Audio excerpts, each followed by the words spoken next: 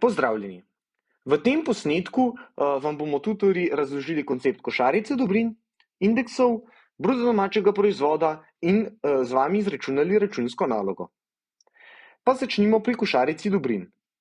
Košarica dobrin predstavlja dobrine in storitve, ki jih potrošniki v nekem določenem gospodarstvu v nekem določenem času porabijo.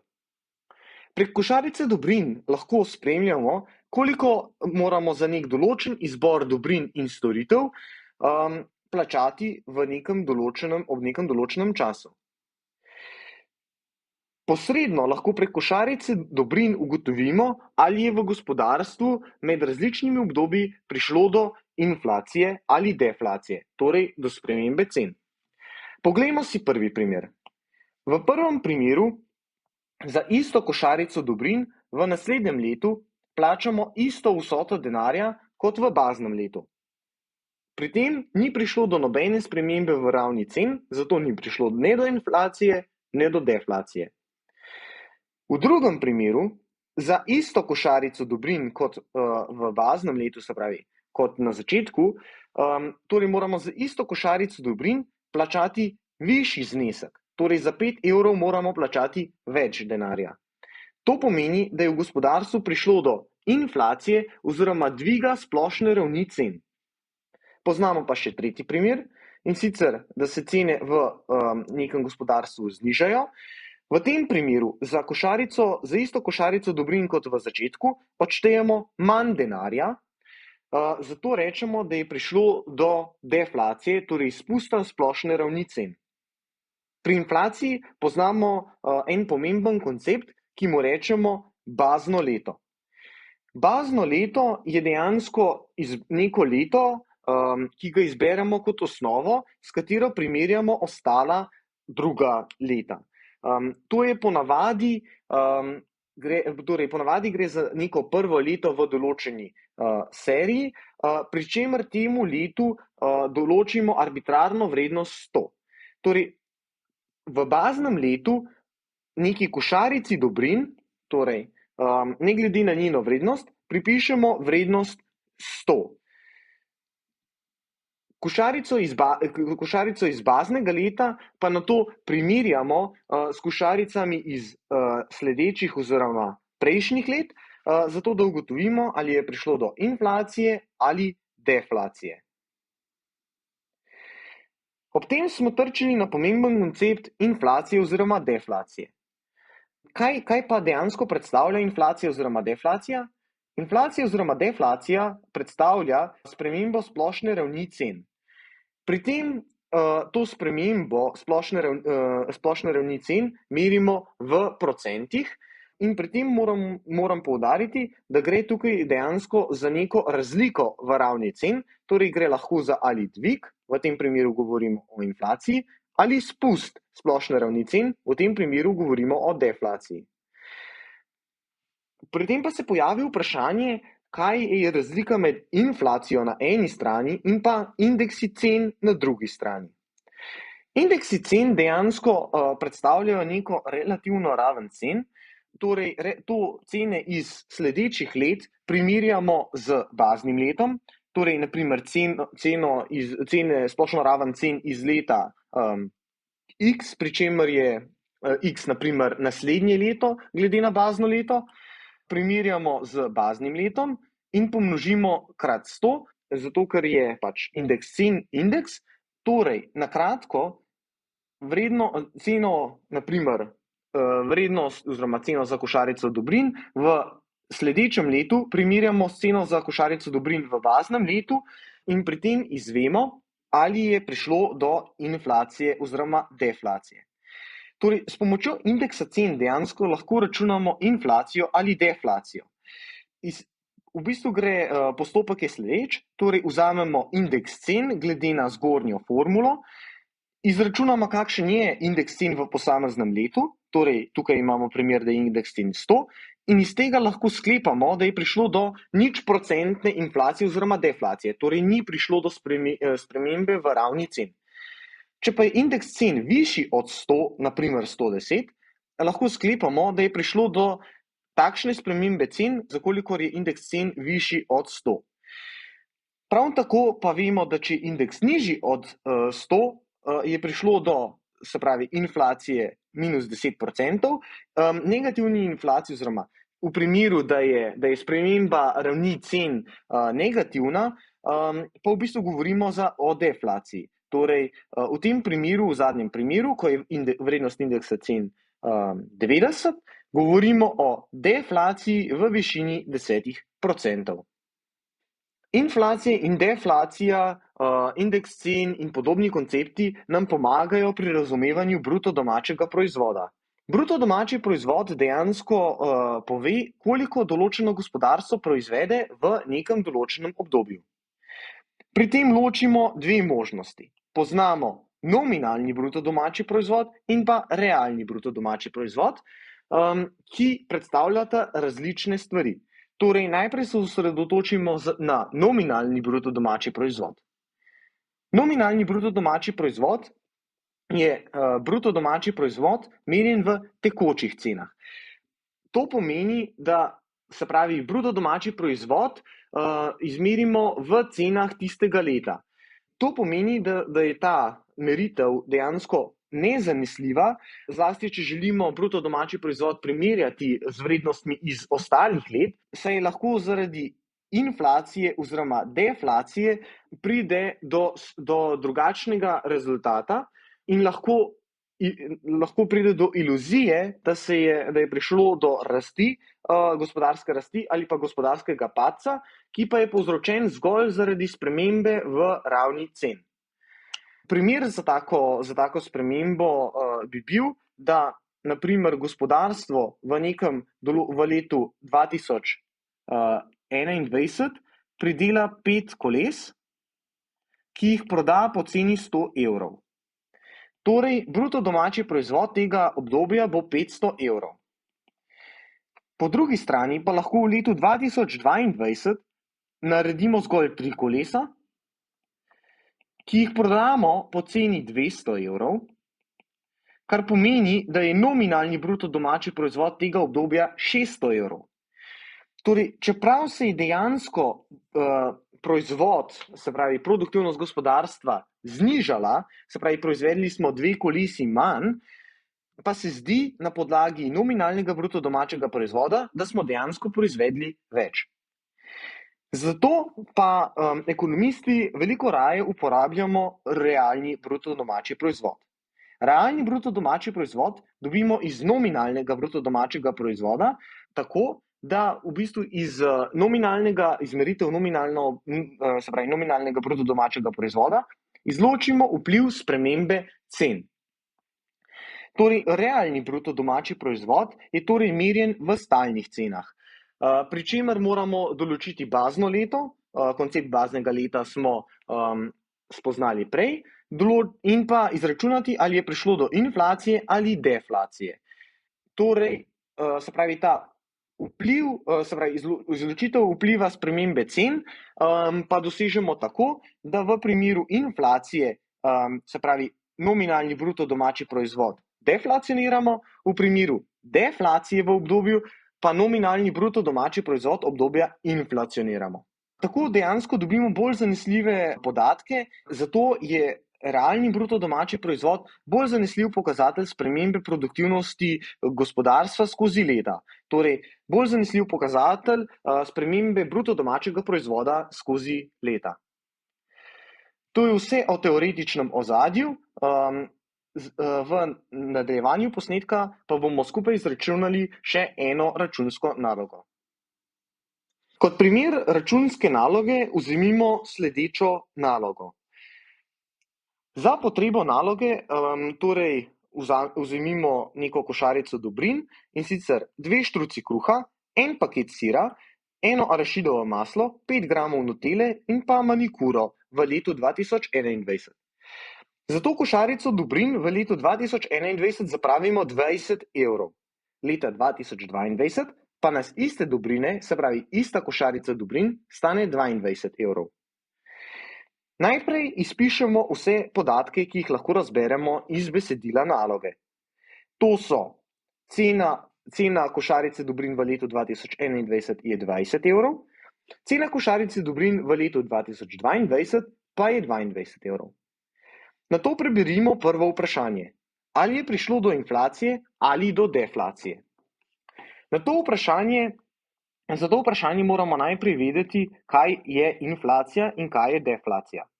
Torej, inflacija pomeni dejansko dvig splošne ravni cen, kar pomeni, da so izdelki dejansko dražji. Deflacija pa pomeni padec splošne ravni cen, izdelki, se pravi košarica dobrin, je cenejša. Torej, v tem konkretnem primeru lahko na hitro iz primerjave cen vidimo, da je prišlo do inflacije. Zakaj? Zato, ker za isto košarico dobrin v letu 2022 plačamo več denarja kot v letu 2021. Drugi del vprašanja se nanaša dejansko na inflacijo, torej kakšna je višina inflacije in v kakšnih enotah jo izražamo. Zdaj, kot smo spoznali v prvem delu posnetka, inflacijo vedno izražamo v procentih.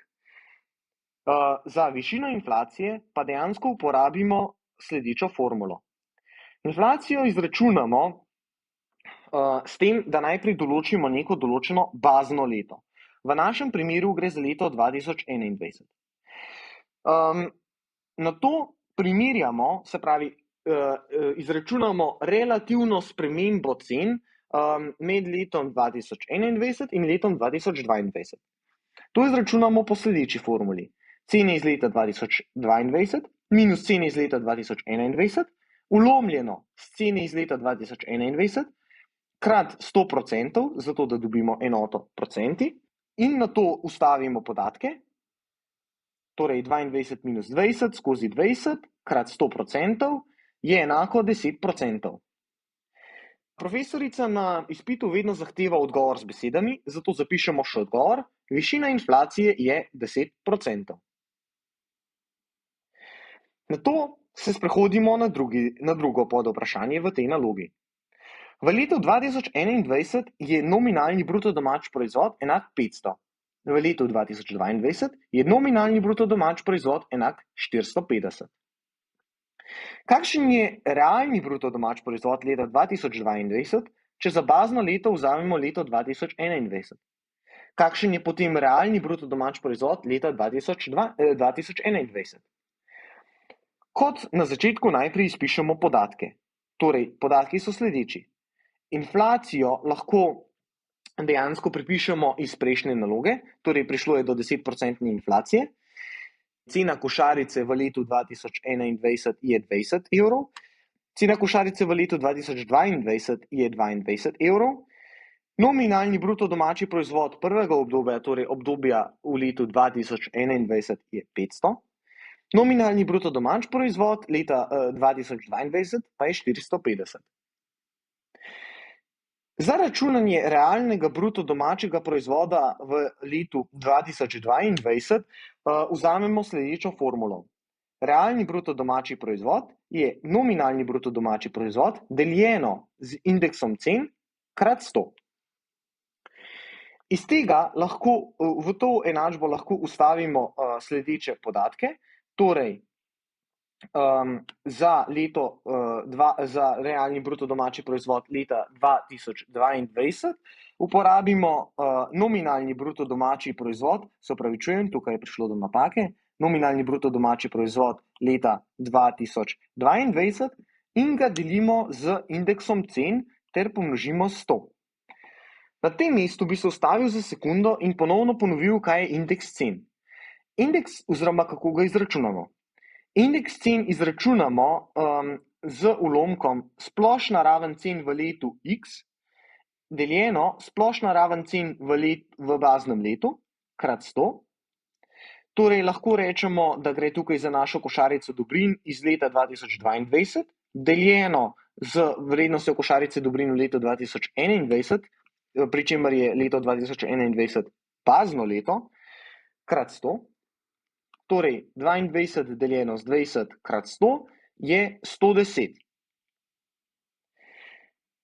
Torej, če vstavimo podatek, ki smo ga ravnokar izračunali, torej vemo, da je nominalni bruto domači proizvod leta 2022 enak 450, deljeno 110 krat 100 kar je približno enako 409.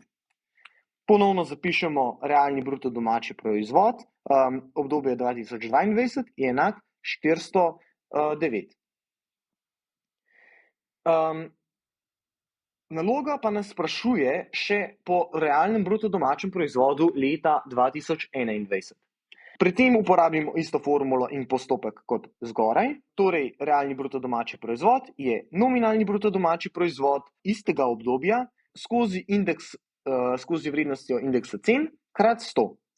Indeks cen, glede na to, da računamo indeks cen za leto 2021, ki je bazno leto, torej predstavlja vrednost 100, to pa lahko ugotovimo s pomočjo ulomka cene, se pravi vrednost košarice oziroma vrednost košarice dobrin v letu 2021, deljeno s vrednostjo košarice dobrin v baznem letu, torej letu 2021, krat 100 je 20 skozi 20 krat 100, 20, ki se pokrajšata in dobimo stotko.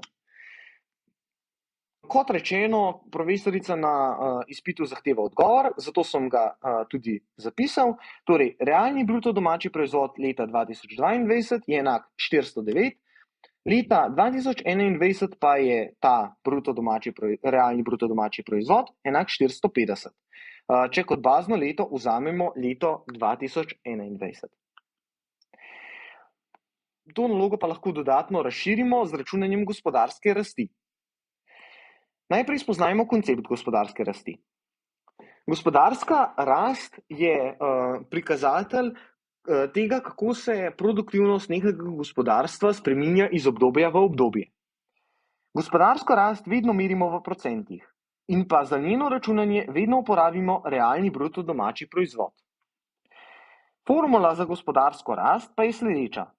Realni bruto domači proizvod obdobja, se pravi sledečega obdobja, minus realni bruto domači proizvod prejšnjega obdobja skozi realni bruto domači proizvod prejšnjega obdobja krat 100 je torej gospodarska rast.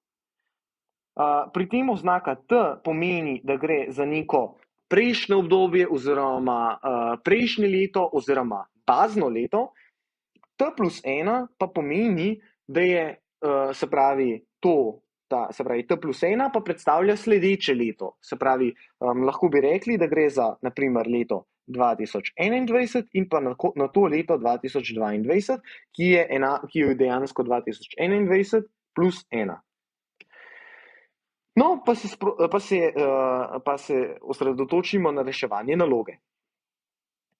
Torej, v tem konkretnem primeru spet izpišemo podatke. Vemo, da gre za bazno leto 2021. Cena košarice dobrin v letu 2021 je 20 evrov, v letu 2022 je cena košarice 22 evrov. Nominalni bruto domači proizvod obdobja 2021 je 500, pri čemer vemo, da je realni bruto domači proizvod tega obdobja, se pravi 500, to smo izračunali v prejšnji nalogi. Nominalni bruto domači proizvod, se pravi sledečega obdobja, se pravi leta 2022 je 450 in po naših izračunih iz prejšnje naloge je realni bruto domači proizvod, torej leta 2022 enak 409. Za računanje gospodarske rasti uporabimo formulo za gospodarsko rast, torej realni bruto domači proizvod sledečega obdobja minus realni bruto domači proizvod prejšnjega obdobja skozi realni bruto domači proizvod prejšnjega obdobja krat 100%, zato da dobimo procente, ustavimo podatke in ugotovimo, da je gospodarska rast v obdobju, se pravi iz leta 2021 v leto 2022 negativna, torej v letu 2022 dejansko pridelamo za 18,2% manj dobrin kot v letu 2021. Odgovor zapišemo še z besedo. Gospodarska rast v tem obdobju je negativna, torej v letu 2022 proizvedemo za 18,2% manj produktov kot v letu 2021. Tako smo naredili prvi del naloge. Zdaj pa se sprehodimo še do drugega dela. V drugem delu naloge imamo vprašanje. Kakšen je realno bruto domači proizvod leta 2022, če za bazno leto vzamemo leto 2022? Kakšen je realni bruto domači proizvod leta 2021 in pa ali je prišlo do inflacije ali do deflacije? Začnemo z izpisom podatkov. Torej, vrednost, se pravi, spet imamo vrednosti košarice, nominalne bruto domače proizvode in pa bazno leto, ki je leto 2022. Pri tem naj opozorim, da kot bazno leto lahko vzamemo katerokoli leto v neki določeni seriji meritev. Kot nasvet naj na tej točki omenim, da v primeru, da vas zmede računanje podatkov dejansko za leto 2021, torej za leto nazaj, tukaj je spet prišlo do napake, torej v primeru, da vas, se pravi, računanje podatkov za leto 2021 pri baznem letu 2022, torej dejansko računate podatke za nazaj, si lahko pomagate z nekim miselnim trikom, da leto 2021 predstavlja leto 2023 in tako računate nalogo kot v prejšnjem delu naloge. Torej, pri tem bodite pozorni le na to, da na koncu te rezultate dejansko spremenite nazaj v leto 2021. Drugače bi lahko na primer pri naši nalogi prišlo do napake pri odgovoru, se pravi pri tistem delu vprašanja, ki sprašuje, ali je prišlo do inflacije ali do deflacije. Več o tem pa pozneje. Torej, izračunanje realnega bruto domačega proizvoda za leto 2022. Kot smo spoznali v prvem delu te naloge, je indeks cen za bazno leto, torej se pravi indeks cen baznega leta vedno enak 100, zato ker je raven cen enaka 1 oziroma 100 v tem konkretnem letu. Zato lahko samo zapišemo, da je realni bruto domači proizvod dejansko enak nominalnemu bruto domačemu proizvodu v baznem letu. Pri tem pa, se pravi, drugi del naloge pa se ukvarja z realnim bruto domačim proizvodom leta 2021. Realni bruto domači proizvod leta 2021 pa izračunamo spet po isti formuli, kot smo jo uporabili zgoraj, spremenimo zgolj letnico, se pravi, ustavimo podatke, indeks cen konkretno ima vrednost 20 skozi 22 krat 100, kar je približno enako 91. Ustavimo podatke v enačbo in izračunamo, da je realni bruto domači proizvod leta 2021 enak 550, v primeru, da za bazno leto vzamemo leto 2022. Zdaj, zakaj sem prej opozoril, da bi lahko prišlo do napake v primeru, da se pravi, uporabite ta miselni trik? Dejansko v tem primeru pride do tega, da je indeks cen manjši od 90. Zato bi koga lahko to zavedlo, da je dejansko v tem gospodarstvu prišlo do deflacije. Se pravi, za deflacijo je značilno, da je indeks cen torej manjši od 100, torej naprimer 90, 91. Bodite pozorni, da deflacijo oziroma inflacijo vedno računate po formuli cena nekega, se pravi, sledečega obdobja minus cena prvega obdobja skozi cena prvega obdobja in potem primerjate. Če je vrednost manjša od nič, potem je prišlo do deflacije. V našem konkretnem primeru je vrednost 10%, kar ni manjše od nič, zato je zagotovo prišlo do inflacije, torej prišlo je do 10% inflacije v tem gospodarstvu. Odgovor zapišemo še z besedo. Realni bruto domači proizvod leta 2022 je enak 450, realni bruto domači proizvod leta 2021 pa 550, če kot bazno leto vzamemo leto 2022. Prišlo je do inflacije. Zakaj? Zaradi tega, ker so cene v letu 2022 za 10% višje od cen v letu 2021. Ponovno se nam pojavi vprašanje, do kakšne gospodarske rasti je prišlo v tem gospodarstvu. Izpišemo podatke. Torej, za bazno leto tokrat pazite, vzemimo leto 2022.